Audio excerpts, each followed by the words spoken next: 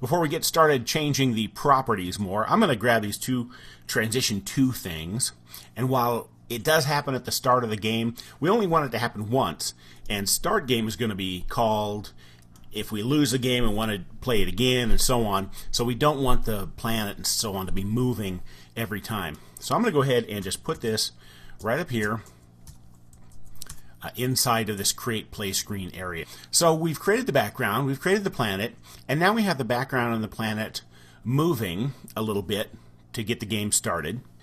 I mentioned that the display objects have different properties, and we've messed with X and Y. They have a lot more than that. And let's just go ahead and try some of them right now. Let's just say planet.alpha equals 0.5. Alpha is actually the opacity of the object, and you can see that it's much dimmer now.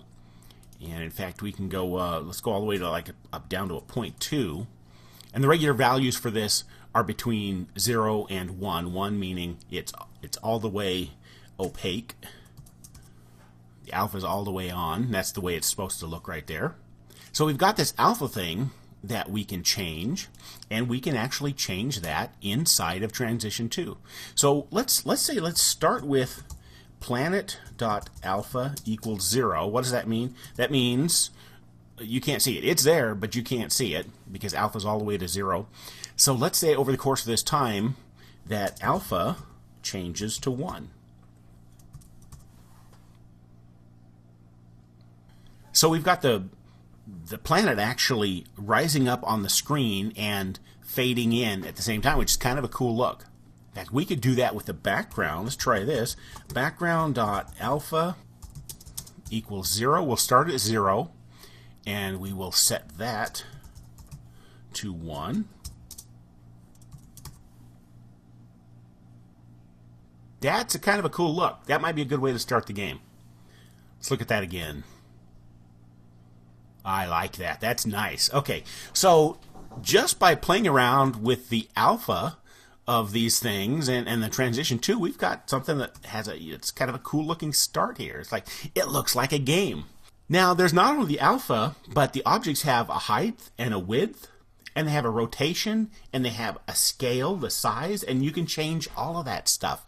If we wanted to change the planet's size, we could go planet.xscale, and watch out for these kind of things. Here's a lowercase x, uppercase s. Lua and Corona SDK are case sensitive, so you need to make sure that they're actually typed correctly. X scale equals 2. So we're going to double the x, which means we're going to double the width of the thing. Yeah, we got an oval kind of thing going on there. And let's go ahead and do that with the y also.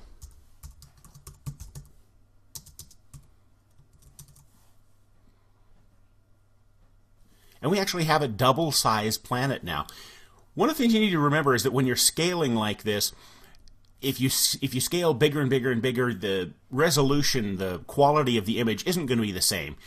But for some special effects, this actually might be a really cool thing to do. So we could start like this, and then let's say that we want it to scale back to the normal amount.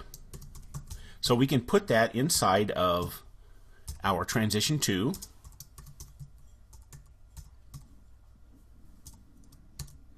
And let's see what this looks like. Oh, that's odd. Okay, so obviously I did something. I didn't do the oh, I did the Y scales too. That's not going to work. And that's kind of cool. Now it almost looks like it's coming from the foreground and going to the back. Okay, that's neat. But I'm gonna take that out of there because I like the original way better. Looks good. But I just wanted to show you that you can change the scale, all of that kind of stuff, and you can either change it on the fly like this, or you can change it as part of a transition 2, like we're doing here. All right, we're almost done with this section on display and animation, but there's one more thing I want to go into, and that is a way that you can make a piece of code trigger another piece of code, and we'll get into that next.